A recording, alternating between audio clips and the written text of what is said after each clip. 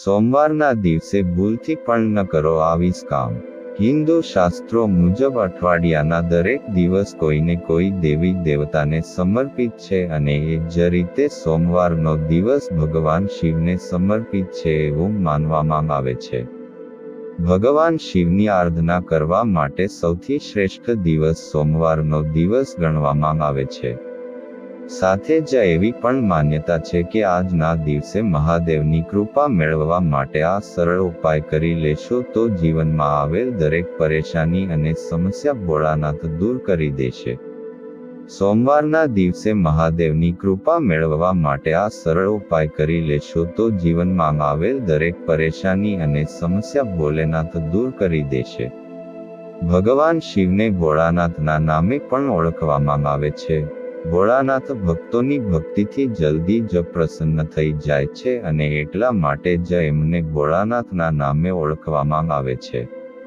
હે ભોળાનાથ, હું તમને હાથ છોડીને પ્રાર્થના કરું છું કે જે આ વિડીયોને લાઈક કરશે, ચેનલને સબસ્ક્રાઇબ કરશે, તેમના જીવનમાં ક્યારેય કોઈ દુઃખ કે પીડા ન આવવા દો. સોમવારના દિવસે આ ઉપાય કરવા જોઈએ. 1. સોમવારે સવારે વહેલા સ્નાન કરીને પૂજા કર્યા પછી મહામૃત્યુંજય મંત્રનો 108 વાર જાપ કરવો જોઈએ. 2. સોમવારે સવારે શિવ મંદિરમાં જઈને શિવલિંગ પર ચંદન, અક્ષત, દૂધ, ગંગાજળ અને તલ ભેળવીને શિવલિંગનો અભિષેક કરવો જોઈએ અને સાથે જ ઓમ નમઃ શિવાય નો જાપ કરતા રહો. 3. જો સોમવારના દિવસે કરવામાં આવતી પૂજામાં બીલીપત્ર, અક્ષત, ચંદન, ધતુરા અને આંકડાના ફૂલનો સમાવેશ કરવામાં આવે તો ભગવાન શિવ ખૂબ જ ઝડપથી પ્રસન્ન થાય છે અને તમારી મનોકામના પૂર્ણ કરે છે. 4. સોમવારના દિવસે બ્રહ્મ મુહૂર્ત અને પ્રદોષ કાળમાં શિવલિંગની વિધિવત પૂજા કરવી અને 21 બીલીપત્ર પર સફેદ ચંદન લગાવી શિવલિંગને અર્પિત કરવા જોઈએ. ત્યારબાદ શિવ ચાલીસા અથવા શિવાષ્ટકનો પાઠ કરવો.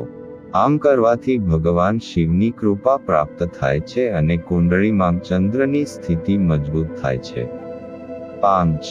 સૂર્યોદય સમયે શિવલિંગ પર શેરડીના રસથી અભિષેક કરવો જોઈએ. સોમવારે ગરીબ લોકોને ભોજન કરાવવું જોઈએ. ભગવાન શિવની વિધિપૂર્વક પૂજા કરવી જોઈએ. 6. પોતાની શ્રદ્ધા પ્રમાણે દાન કરવું જોઈએ. સોમવારે શિવ મંદિરમાં રુદ્રાક્ષનું દાન કરવું જોઈએ. સફેદ વસ્ત્રોનું દાન કરો. સોમવારે દાન કરવાથી ભગવાન ભોળાનાથ ખૂબ જ પ્રસન્ન થાય છે. એવું માનવામાં આવે છે કે આ દિવસે દૂધ, ખાંડ, સફેદ કપડું અને દહીં જરૂરતમંદ વ્યક્તિને દાન કરવું જોઈએ. આ ઉપાયથી ભોળાનાથ પોતાના ભક્તો પર પ્રસન્ન થાય છે અને આશીર્વાદ આપે છે. 7. સોમવારના દિવસે શિવલિંગ પર દૂધ અને જળ ચડાવો. બાદમાં ગૌરી શંકર રુદ્રાક્ષ અર્પિત કરો. બાદમાં ઘી, ખાંડ, ઘઉંના લોટનો ભોગ ધરાવી આરતી ઉતારો. સાથે જ પ્રદોષ કાળમાં ચોખા, દૂધ, ચાંદી વગેરેનું દાન કરો. 8. સોમવારે મહાદેવને દૂધ અર્પણ કરવું જોઈએ. દૂધનો અભિષેક કરવાથી ભોળાનાથ ખૂબ જ પ્રસન્ન થાય છે. શંકરજીને ધતુરા પણ ખૂબ ગમે છે. તેથી જ તેમને ચોક્કસપણે ધતુરો અર્પણ કરો. 9. જો તમે સખત મહેનત કરી રહ્યા છો અને તેમ છતાં પરિણામ નથી મળતું, તો સોમવારે શિવ મંદિરમાં જઈને શિવ રક્ષા સ્ત્રાવનો પાઠ કરો. આ ઉપાયથી તમને ફાયદો થશે. તેનાથી તમે માનસિક રીતે મજબૂત બની શકશો. 10. જે લોકો લગ્ન નથી થઈ રહ્યા અથવા તેમના લગ્ન જીવનમાં કોઈ પ્રકારની સમસ્યાનો સામનો કરવો પડી રહ્યો છે, તેમને સોમવારે સવારે વહેલા ઉઠીને સ્નાન વગેરે કરીને ભગવાન શિવની પૂજા કરવી જોઈએ. તેમને અભિષેક કરવાની સલાહ આપવામાં આવે છે. આમ કરવાથી તમારા જીવનમાંથી લગ્ન સંબંધિત તમામ સમસ્યાઓ જલ્દી જ દૂર થઈ જશે. સોમવારના દિવસે શું ન કરવું જોઈએ? 1. સોમવારે રાહુનો સમયગાળો સવારે 7:30 વાગ્યાથી સવારે 9 વાગ્યા સુધી રહે છે. તેથી આ સમયે કોઈએ મુસાફરી કરવી જોઈએ નહીં અથવા કોઈ શુભ કાર્ય શરૂ કરવું જોઈએ નહીં. સોમવારે પૂર્વ, ઉત્તર અથવા અગ્નિ દિશામાં મુસાફરી કરવાનું ટાળવું જોઈએ. 2. શનિ સંબંધિત ખોરાક જેમ કે રીંગણા, ફણસ, સરસવ, કાળા તલ, અડદ, મસાલેદાર શાકભાજી વગેરે ન ખાવા. શનિ સંબંધિત કપડાં જેમ કે કાળા, વાદળી, જાંબલી કે ભૂરા રંગના કપડાં ન પહેરવા. 3. દેવોના દેવ ભગવાન મહાદેવને પીળી મીઠાઈનો ભોગ ન ચડાવવો જોઈએ. આ દિવસે તમારી માતા સાથે કોઈ પણ પ્રકારનો વિવાદ ન કરો. આ સિવાય સોમવારે લડાઈ ઝઘડા ન કરવા જોઈએ. કોઈનું અપમાન પણ ન કરવું જોઈએ. 4. જો તમે સોમવારે ઉપવાસ કરી રહ્યા છો તો આ દિવસે કોઈ ખોટું કામ કરવાની કોશિશ ન કરવી જોઈએ. આ સાથે જ ભગવાન શિવની પૂજામાં તુલસીનો ઉપયોગ ન કરવો જોઈએ. ગોપવારે ખાંડનો ઉપયોગ ન કરવો. 5. સોમવારે ખાંડનો ઉપયોગ ન કરવો જોઈએ. તામસિક ભોજનનું સેવન ન કરવું જોઈએ. કોઈ પણ રીતે પરિવારના દેવતાનું અપમાન ન કરો. 6. સોમવારના વ્રતની પૂજા સમયે આ વાતનું ધ્યાન રાખો કે તમારે ક્યારેય પણ શિવલિંગની સંપૂર્ણ પરિક્રમા ન કરવી જોઈએ. જળાશયના સ્થળે પરિક્રમા કર્યા પછી થોભો અને પાછા વળો અને પરિક્રમા પૂર્ણ કરો. 7.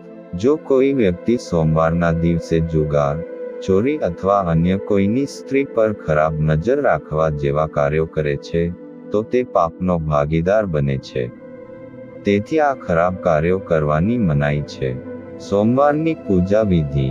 નારદ પુરાણ અનુસાર, સોમવારના વ્રત દરમિયાન વ્યક્તિએ સવારે સ્નાન કરીને ભગવાન શિવને પાણી અને બીલીપત્રના પાન અર્પણ કરવા જોઈએ અને શિવ ગૌરીની પૂજા કરવી જોઈએ. શિવની પૂજા કર્યા પછી સોમવારે વ્રત કથા સાંભળવી જોઈએ. આ પછી ભોજન ફક્ત એક જ વાર કરવું જોઈએ. સામાન્ય રીતે સોમવારનું વ્રત દિવસના ત્રીજા સુધી ચાલે છે. મતલબ સાંજ સુધી રાખવામાં આવે છે. સોમવાર વ્રત 3 પ્રકારના હોય છે: દર સોમવારે વ્રત, સૌમ્ય પ્રદોષ વ્રત અને 16 સોમવારનું વ્રત. આ બધા વ્રત માટે એક જ વિધિ છે. સોમવારનું વ્રત કરો તો લીલા શાકભાજીનું સેવન ના કરવું જોઈએ. પાલક, ફુલાવર, રીંગણા અને પરવળનું બિલકુલ પણ સેવન ના કરવું જોઈએ. આ પ્રકારે કરવાથી વ્રત અને પૂજાનું ફળ પ્રાપ્ત થતું નથી. શિવભક્તોએ સોમવારે નોનવેજનું સેવન ના કરવું જોઈએ. માનવામાં આવે છે કે સોમવારે તામસિક ભોજનનું સેવન કરવાથી ભગવાન શિવ નારાજ થાય છે અને ઘરમાં નકારાત્મક શક્તિઓનો વાસ થાય છે. સોમવારે મસાલેદાર ભોજનનું સેવન ના કરવું જોઈએ. મસાલેદાર ભોજન તામસિક ભોજન ગણવામાં આવે છે, જેથી વ્રત ખંડિત થઈ શકે છે.